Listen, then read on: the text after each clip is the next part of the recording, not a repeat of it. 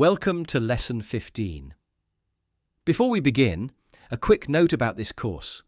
These lessons are designed to be listened to in the background while you work inside DxO PhotoLab on your own computer.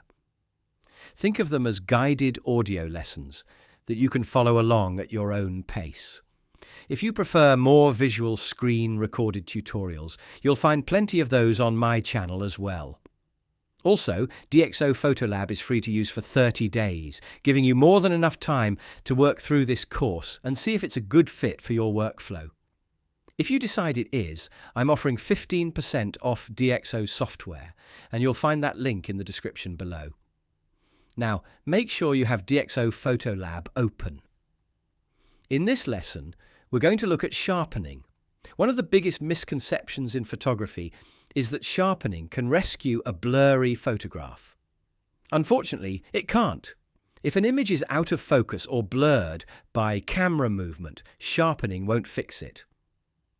What sharpening does do is enhance the fine detail that's already present, making your photographs appear cleaner, crisper, and more defined. Let's find the sharpening controls. At the top of DxO PhotoLab, click on Customize. Then look over to the right-hand editing panel and open the Detail palette. Inside this palette, you'll find Lens Sharpness and Unsharp Mask. Let's start with Lens Sharpness. This is one of the features that makes DxO PhotoLab so unique. Because DxO has tested thousands of camera and lens combinations in its laboratories, it knows exactly how each lens performs. It understands where a lens is naturally sharp and where it may be a little softer. Using that information, PhotoLab intelligently applies sharpening based on your specific camera and lens combination, rather than simply sharpening the entire image equally. In many cases, the default lens sharpness settings do an excellent job, so my advice for beginners is to trust the defaults and only make small adjustments if you feel they're needed. You'll also see Unsharp Mask. Despite its confusing name, this is a traditional sharpening method that's been used in photography for many years. It works by increasing contrast along the edges of objects, making them appear sharper. Used carefully, it can produce excellent results, but pushing it too far can create bright halos and an unnatural look.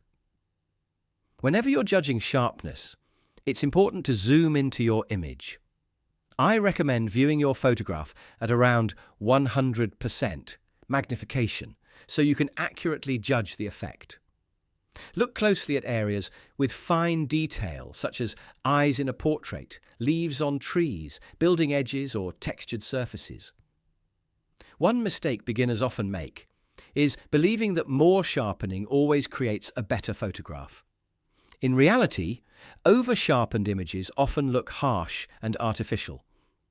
The goal is to create a photograph that looks naturally detailed, not obviously sharpened. As a general workflow, I recommend applying sharpening towards the end of your edit. Complete your exposure, white balance, color and contrast adjustments first. If your image needs noise reduction, apply deep prime before sharpening. Once you're happy with the overall edit, evaluate the sharpness and make any final adjustments. For this lesson, open one of your favorite photographs and zoom in to 100%. Turn lens sharpness on and off and observe the difference. Then experiment with Unsharp Mask, using only small adjustments. Compare the results and decide which looks the most natural. The main thing I want you to take away from this lesson is that sharpening should enhance an already good photograph, not try to rescue a bad one. Subtle sharpening almost always produces the most professional-looking results. In the next lesson, we'll explore color and HSL, where you'll learn how to adjust individual colors and develop your own editing style. Don't forget to subscribe to Simon DxO for more tutorials. And if there's something you'd like me to cover in a future lesson, leave a comment below and I'll do my best to help. I'll see you in Lesson 16.